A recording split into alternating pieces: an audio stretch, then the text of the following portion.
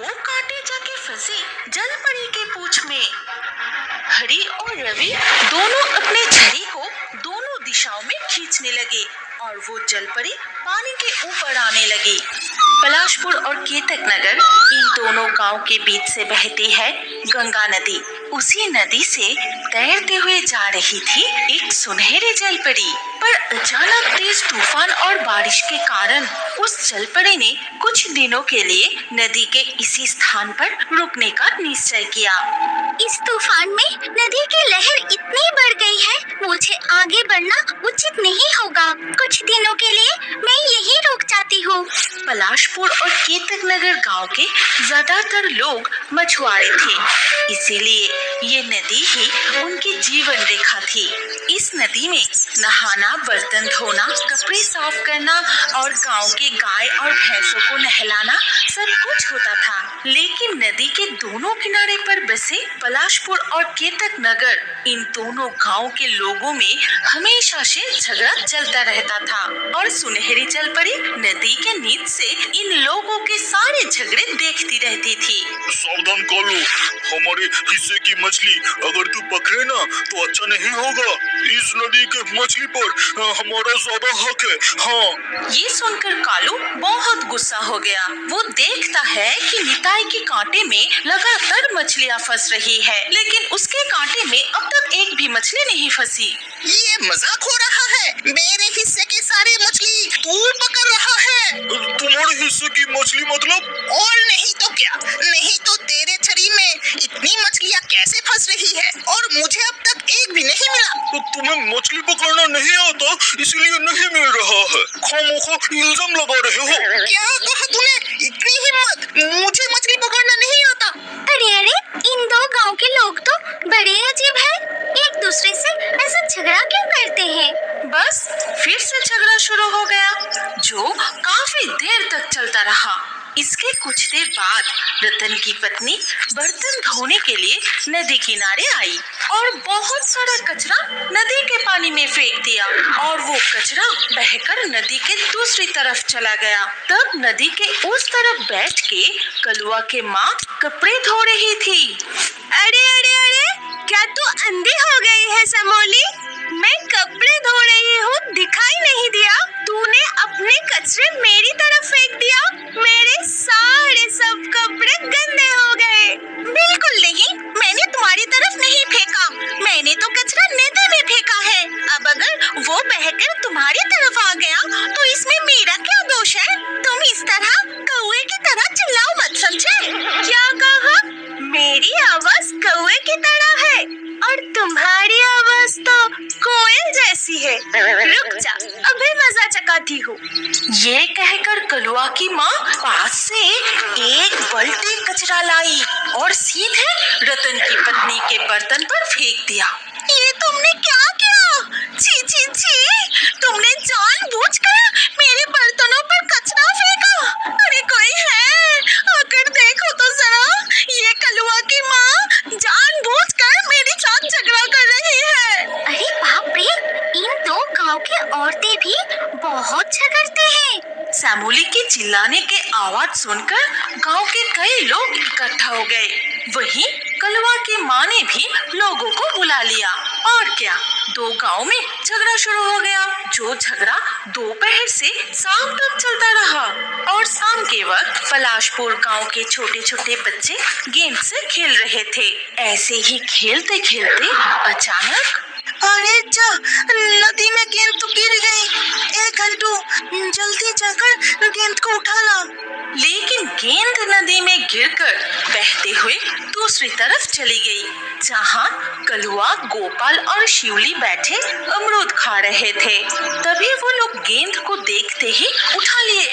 ये अच्छा नहीं हो रहा है कलुआ, हमारे बॉल जल्दी लौटा दे। गेंद पर तुम्हारा नाम लिखा है क्या? अब ये हमारी तरफ आ गई है। ये गेंद हमारी है। फिर वो लोग गेंद को उठाते ही वहाँ से भाग गए। बड़े लोगों के झगड़े के कारण इन दोनों गांव के बच्चे भी एक दूसरे से इसी तरह की शरारतें करते रहते थे।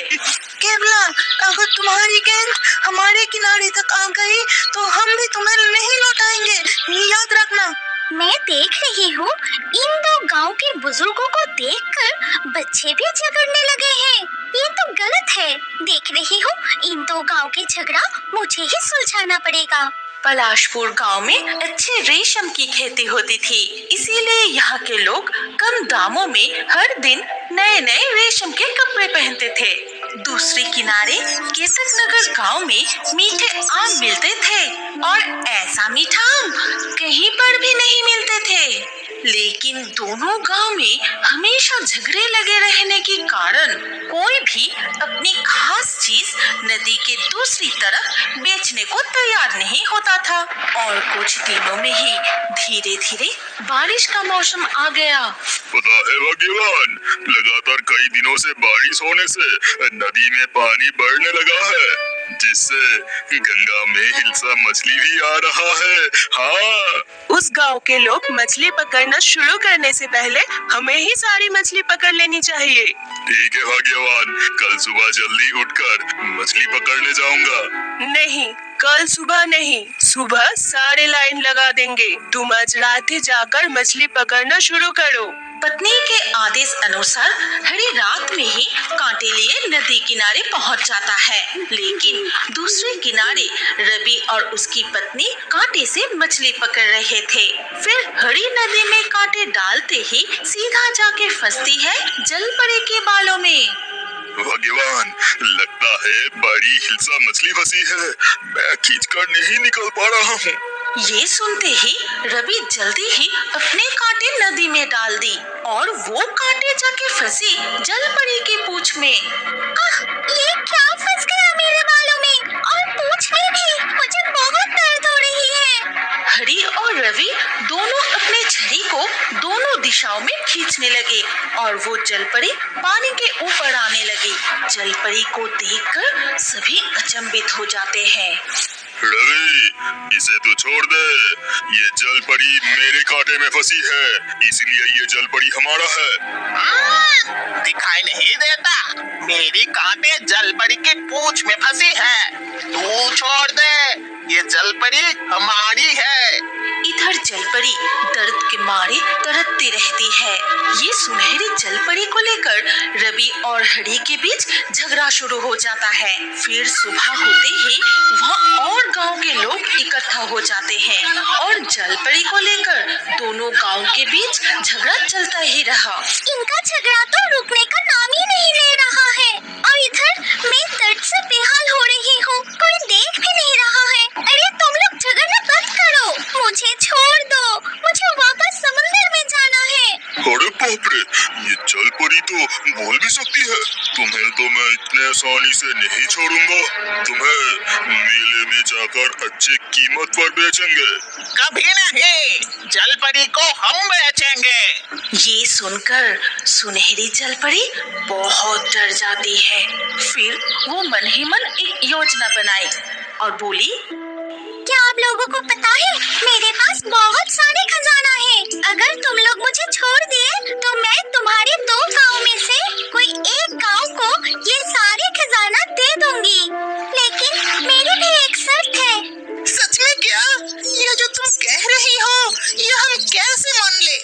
तब जलपरी जादू करके पानी से बहुत सारा खजाना निकलकर दिखाती है और साथ ही साथ वो खजाना गायब भी कर देती है।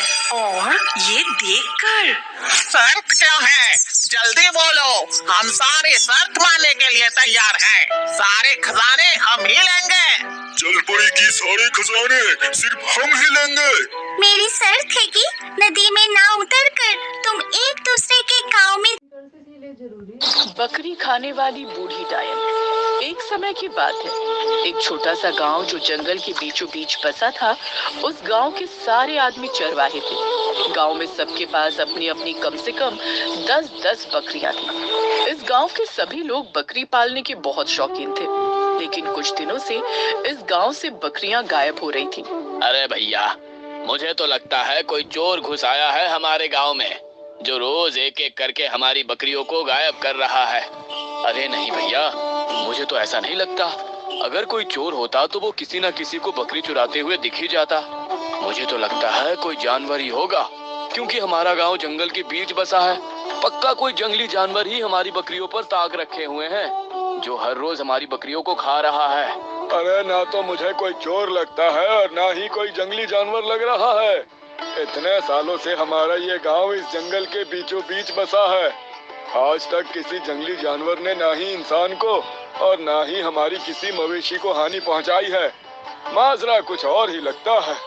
भाई साहब, आपस में बहस करने से कुछ नहीं होगा। बहस करने से तो अच्छा इस बात का पता लग पहुंचाई है। माजरा कुछ और ही लगता है। भाई साहब, आपस में बहस करने से कुछ नहीं होगा। बहस करने से तो अच्छा इस बात का पता लग हमारा रोजगार ही खत्म हो जाएगा, फिर हम क्या करेंगे? हमारा रोजगार ही खत्म हो जाएगा, फिर हम क्या करेंगे?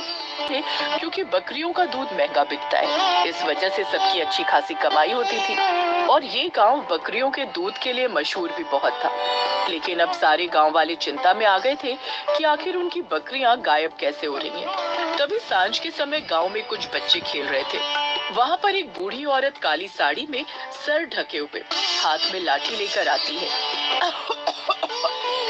अरे बच्चों, सुनो तो।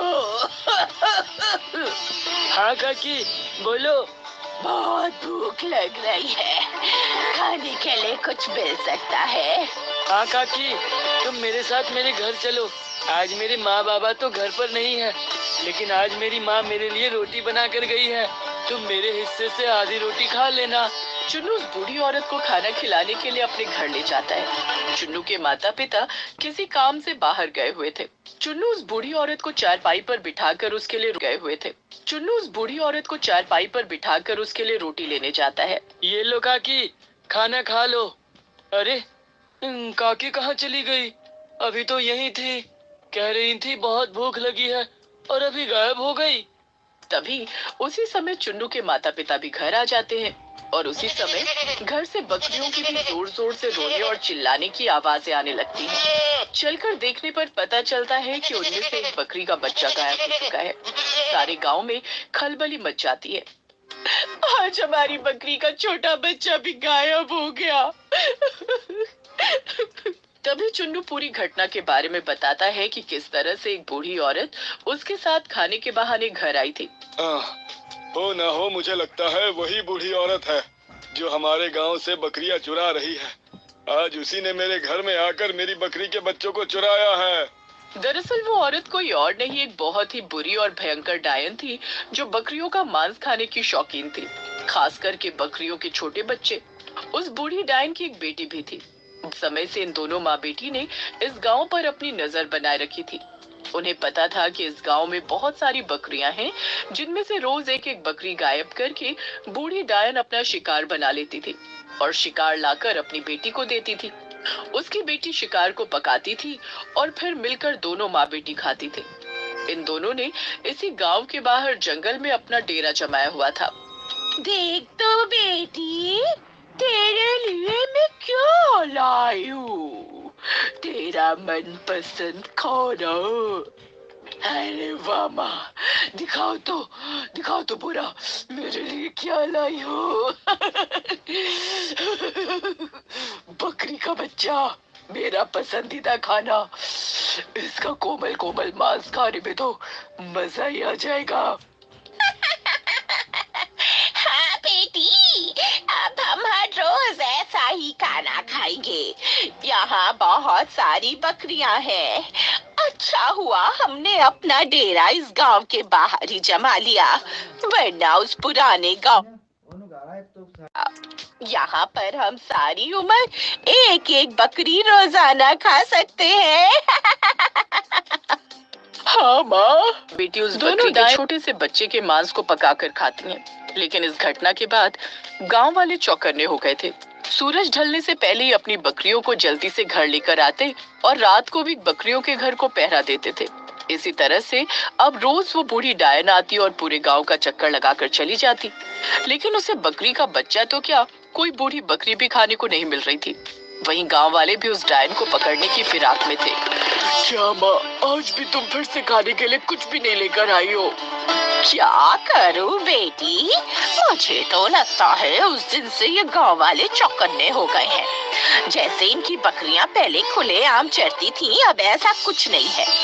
ये अपनी बकरियों को शाम होने से पहले ही घर ले जाते हैं और रात को भी पहरा देते हैं। अब बकरी चुराना इतना आसान नहीं रह गया। मुझे तो लगता है अब हमें घास फूस और पत्ते खाकर ही गुजारा करना पड़ेगा, या फिर शिकार के लिए कोई नई जगह तलाश करनी पड़ेगी। क्या माँ, तुम भी कैसी बात करती हो? हम डायन हैं, हम मांस के अलावा घास फूस पत्तियां कैसे खा सकती हैं? कल फिर से कोशिश करके देखो, क्या पता कोई स्वादिष्ट भोजन मिल जाए। अगले दिन बूढ़ी डायन फिर से बकरी के शिकार की कोशिश में निकल पड़ती है। पूरा गांव और जंगल घूमकर उसे एक जगह एक छोटा सा बच्चा बकरियों को चराता हुआ दिखता है। देखकर डायन बहुत खुश हो जाती है। आज तो मुझे शिकार मिल ही गया, और वो भी बकरी का छोटा बच्चा। इस बकरी के छोटे से बच्चे को मैं ले जाऊंगी। आज मेरी बेटी बहुत खुश होगी। डायन उस बच्चे के करीब आती है और उससे कहती है, अरे मर गई, ओ मैं तो मर गई। अरे काकी, क्या हुआ? तुम रो क्यों रही हो? अरे बेटा, मैं कब से प्यासी हूँ। मुझे बहुत प्यास लगी है, लेकिन कहीं पानी नहीं मिल रहा है बेटा। क्या तुम मुझे पानी पिला दोगे? हाँ काकी, मेरे पास पानी है, मैं तुम्हें अभी अपनी बोतल से पानी पिलाता हूँ। अरे ये तो मुझे अपनी बोतल में से पानी पिला रहा है। कहाँ तो मैं सोच रही थी कि इसको पानी लाने के बहाने दूर भेजकर इसकी बकरी के बच्चे को चुरा लूंगी, लेकिन ये तो मुझे यही पानी पिला रहा है।